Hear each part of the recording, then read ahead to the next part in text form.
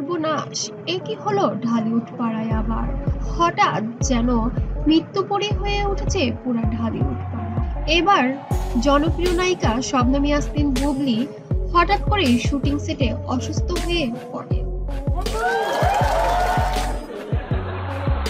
অচেতন অবস্থায় তাকে ঢাকার একটি হসপিটালে ভর্তি করা হয়। চিকিৎসক জানিয়েছেন বুবলির ভেতরে মরণব্যাধি রোগ আক্রমণ করেছে। তবে পরিবারের কাছে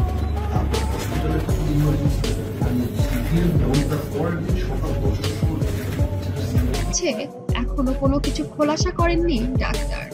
বলেছেন তার পরীক্ষা নিরীক্ষা চলছে। পরীক্ষা নিরীক্ষার পর আমরা আসল সিদ্ধান্ত জানাবো। ইতিমধ্যে ভেঙে পড়েছে পরিবারের সবাই। ঢালিউড পাড়ায় নেমে এসেছে যেন এক হাহাকার। ইতিমধ্যে শবনম ইয়াসমিন বুবলি তার অল্প দিনের ক্যারিয়ারে অনেক ছবি উপহার দিয়েছেন ভক্তদের। আমি আসলে কোয়ালিটির সাথে কম্প্রোমাইজ করতে চাই না, শুধুমাত্র কাজ করছি সেজন্য কাজ করতে চাই না, কোনো অনুরোধের ঠেকি আসলে আর নিতে চাই না। এবং ভক্তদের মনেও জায়গা করে নিয়েছেন অনেক।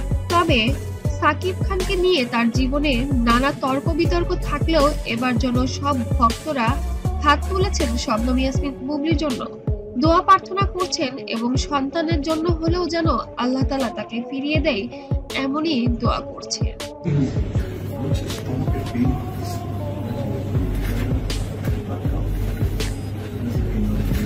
তবে শবনম ইয়াসমিন বুবলি এ পর্যন্ত অবচেতন অবস্থায় আছেন, নিবিড় পর্যবেক্ষণে আছেন আইসিইউতে। তবে বাবা মা যেন এবার দিশেহারা হয়ে পড়েছে। বাবা মার জন্য যেন শবনম ইয়াসমিন বুবলি ছিলেন একটি আশীর্বাদ। তার জন্য পেয়েছেন অনেক সম্মান, যেটা কিনা পুরো সোশ্যাল মিডিয়ায় সবাই জানে এবং বিভিন্ন দর্শক শ্রোতা এবং তার সহকর্মীরা বলছে ওর মতো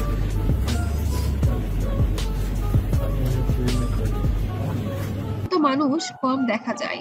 ওর হাসি পুরো সেটে আলোকিত করে রাখে। ও এত ডেডিকেটেড একটা মেয়ে ছিল, কখনো কাজকে হেয় করত না। কাজকে সে অনেক পরিশ্রম করত এবং সবসময় ভালো একটি কাজ উপহার দিত সবার জন্য।